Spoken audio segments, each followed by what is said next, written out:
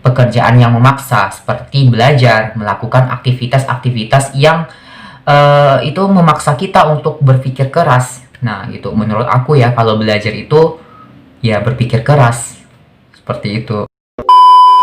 Halo semua, kembali lagi dengan aku Dimar Hakiki dalam video berbagi info.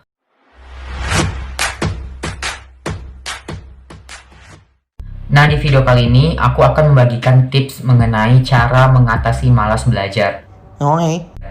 Nah, teman-teman, perlu kita ketahui bahwa kalau malas belajar itu atau rasa malas lah ya, itu tuh adalah hal yang lumrah sekali bagi manusia itu sendiri, apalagi yang bersifat pekerjaan yang memaksa seperti belajar, melakukan aktivitas-aktivitas yang itu memaksa kita untuk berpikir keras. Nah, itu menurut aku ya, kalau belajar itu ya berpikir keras. Seperti itu. Impressive. Nah, sama seperti aku juga yang seringkali menghadapi problematika tentang malas belajar, aku juga sering mengalami rasa nggak ada mood untuk belajar atau mageran dalam mengambil buku dan membaca-baca buku dan lain sebagainya. Itu juga sering terjadi.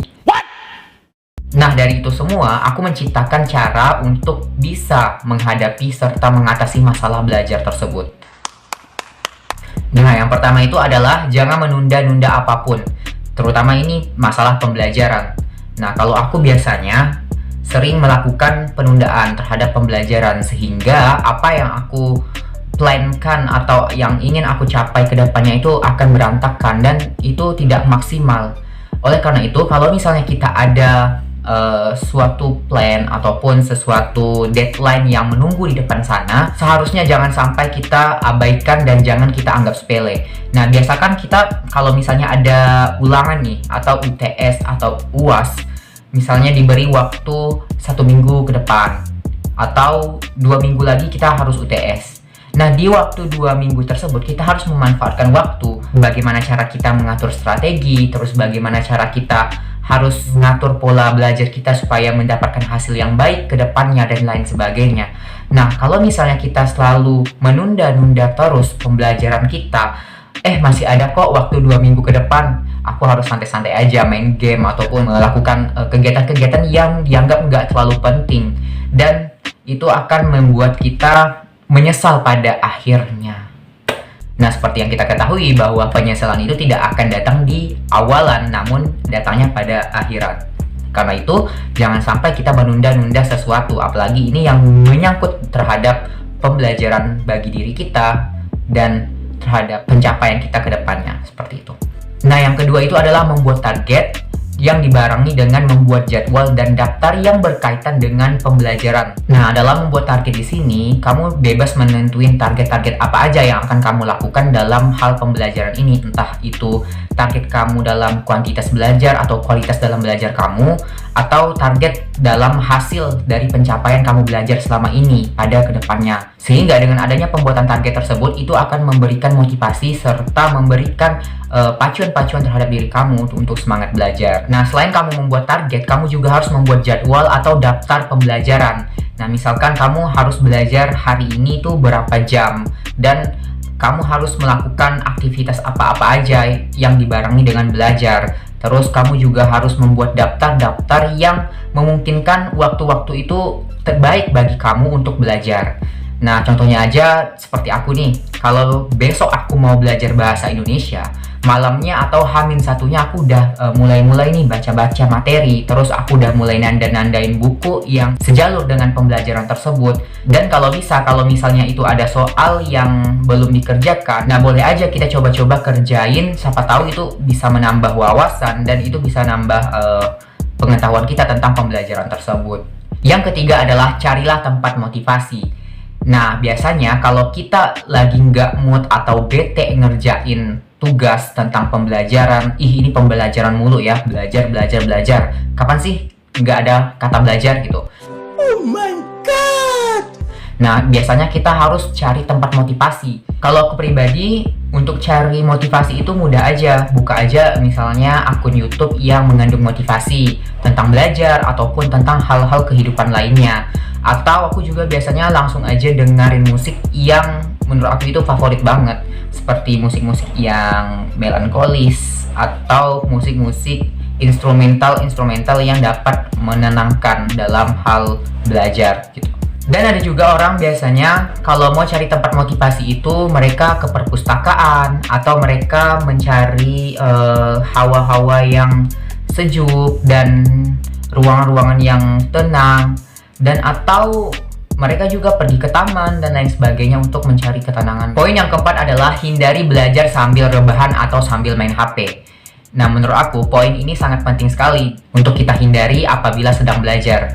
Nah, jika kita kaitkan dengan rebahan plus dengan main HP ditambah lagi niat kita untuk belajar, itu akan menjadi sesuatu hal yang tidak baik, atau menurut aku itu sama sekali nggak ada manfaatnya kalau misalnya dalam hal belajar. Emang kenapa sih? Nah, menurut pengalaman aku dalam belajar, aku pernah nih belajar sambil rebahan, terus aku juga pernah belajar sambil main HP. Nah, itu menurut aku fokusnya kita pada belajar itu akan hilang, dan nilai-nilai dari pelajaran yang kita dapat itu nggak ada. Jadi percuma aja, kita kan baring atau kita rebahan nih. Rebahan itu kan adalah posisi wena ya, kita tuh udah kayak wah langsung aja baring, biasanya langsung tertidur, sehingga nggak tahu apa yang kita pelajari tadi. Terus juga sambil main HP, sebentar lagi ada notifikasi dari WA, Instagram, dan lain-lain itu masuk, sehingga kita tergoda nih untuk buka HP dan ya belajar tadi terbengkalai. Nah, itu mengapa aku rekomendasiin ke kalian kalau misalnya belajar itu jangan sambil main HP atau jangan sambil rebahan. Takutnya ada hal-hal yang membuat pembelajaran kalian itu terganggu, seperti kalian langsung tertidur kalau misalnya kalian belajar sambil rebahan, dan biasanya juga konsentrasi kita itu akan terpecah dengan adanya notifikasi-notifikasi dari media-media sosial seperti WhatsApp dan Instagram ataupun lain-lain kalau misalnya kita belajar sambil main HP. So, jangan main HP, jangan rebahan saat belajar. Nah, yang kelima itu adalah kasih reward pada diri kamu sendiri ketika kamu berhasil mencapai target dalam belajar. Nah, tentunya kamu udah melakukan berbagai cara ya. Misalnya yang pertama, kamu nggak menunda lagi, atau kamu udah memanfaatkan waktu dalam belajar kamu dalam mencapai target atau membuat jadwal dalam hal-hal belajar tersebut. Dan kamu juga nggak lagi main HP sambil belajar atau juga belajar sambil baring atau rebahan. Nah, maka dari itu semua kamu bisa ngasih reward ke diri kamu sendiri. Oh, aku udah nggak lakuin itu lagi, dan sekarang pola belajar aku udah mulai teratur. Nah, kamu bisa berikan reward berupa apapun yang kamu suka, apapun yang kamu inginkan, apapun yang menurut kamu itu adalah sebuah kebahagiaan bagi diri kamu itu sendiri. Nah, biasanya kalau aku dalam memberikan reward pada diri aku sendiri itu ketika aku udah bisa berhasil dalam mendapatkan sebuah target atau mencapai target yang aku inginkan. Misal, aku mau dapat nilai 100 dari mata pelajaran ini. Terus aku belajar, aku manfaatin waktu, nggak nunda-nunda, terus aku ngulang-ngulang pelajaran terus, sehingga aku dapat nilai 100 dari mata pelajaran tersebut. Nah, dari situlah aku memberikan reward pada diri aku sendiri, berupa apa yang aku inginkan, apa yang aku merasa itu adalah kebahagiaan bagi diri aku sendiri. Jadi nggak perlu berupa barang, nggak perlu berupa hal-hal yang mahal, selagi itu bermanfaat, selagi itu yang menurut kamu itu adalah happy, enjoy, lakukan aja. Impressive. Intinya reward itu adalah bebas, apakah itu berupa barang atau kalian kalau misalnya bisa mendapatkan nilai atau target yang kalian capai, kalian pergi jalan-jalan atau refreshing ke tempat-tempat manapun, itu boleh-boleh aja. Oke semua, itulah tips-tips dari aku tentang bagaimana cara menghindari rasa malas dalam belajar. Nah, semuanya itu tidak lepas juga dari niat dalam diri kita sendiri, terus kemauan kita untuk belajar, serta keinginan-keinginan kita untuk mencapai target dalam belajar. So, tetap semangat terus dalam belajar. Ya, rasa malas itu adalah hal yang lumrah bagi manusia.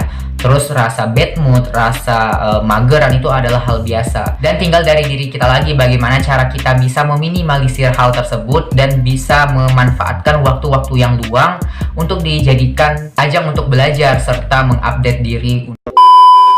Oke, sekian dulu dari aku tentang video berbagi info. Jangan lupa buat teman-teman untuk like, komen, dan subscribe. Jangan lupa untuk menyalakan lonceng notifikasi, serta follow juga Instagram aku Mart Hakiki dan TikTok aku Mart Hakiki. Oke, happy enjoy and keep calm. Dadah.